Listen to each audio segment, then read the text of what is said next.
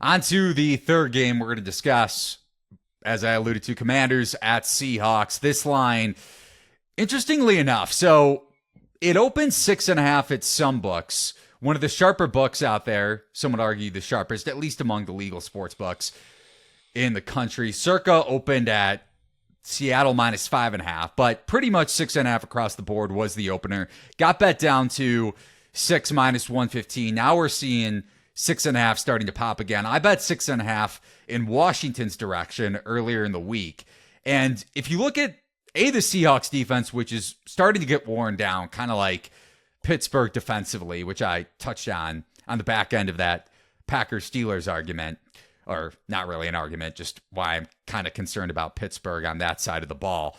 But even though the Seahawks have allowed a slightly above average EPA per play, you saw some negative regression against the Ravens. Granted, it was the Ravens. I'm not saying this Washington offense is what Baltimore is, but since week 4, Sam Howell with the 6th highest completion percentage over expected, which correlates back to what I mentioned going into that game against the Eagles in week 4, that Bieniemy was starting to do a better job of getting the ball out of Howell's hands quickly. And outside of Devin Witherspoon, the first round pick for the Seahawks, this Seattle secondary is vulnerable. And you could argue the Commanders have a better quarterback in this game. I mean, since week 4, Howell is also outplaying Geno Smith in adjusted EPA per drop back. And Geno Smith ranks has the 3rd worst rating in that category. And he's also starting to see that turnover-worthy play rate catch up to him. If you look back to last season, the 5th highest percentage of turnover-worthy plays among qualified quarterbacks. And this year, he now has 7 interceptions. I know Howell has 9 interceptions, but he's also a rookie and is playing much better ball since week 4. If he's able to get the ball out of his hands quickly, and Bieniemy continues successfully scripting those quick passes and efficient passes into the game script, which I think can happen if Washington's defense is able to get a little bit of pressure against Geno Smith. And didn't have a single sack. You could argue they should have had a sack against the Patriots if there wasn't that roughing the passer call in the 3rd quarter that led to a Patriots field goal. But Washington actually did exceed its season average in pass rush win rate, despite not having Chase Young and Montez Sweat for the first time all season.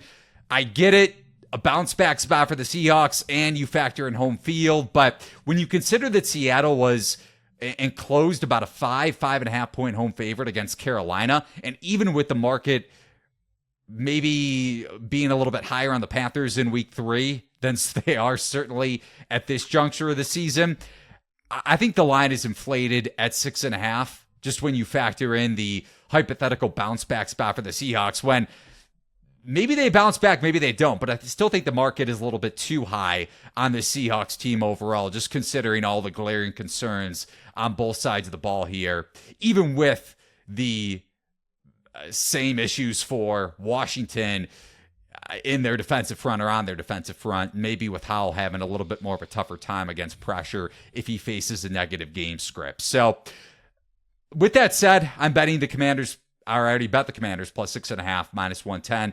Mo, anything on this game for you?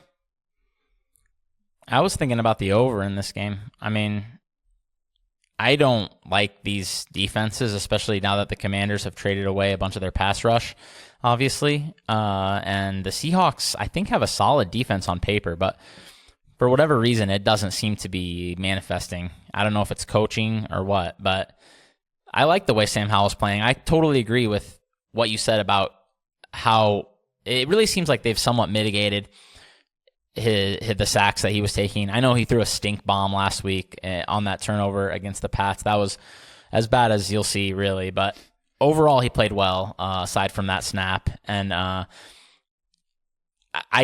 this Commanders team can't stop opposing passing games. I mean, they just lost their 2 best pass rushers, and their DBs basically stink. And I know Fuller's Geno, pretty good.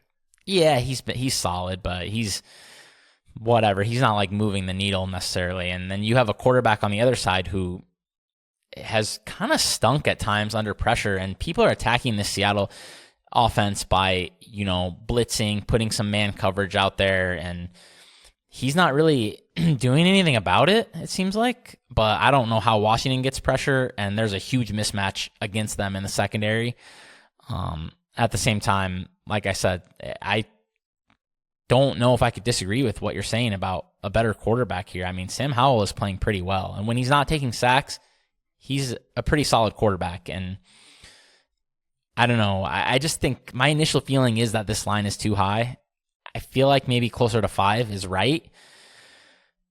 And it is a long road trip, though, for Washington coming after they do have a road game already the previous week, so that's not a great situation.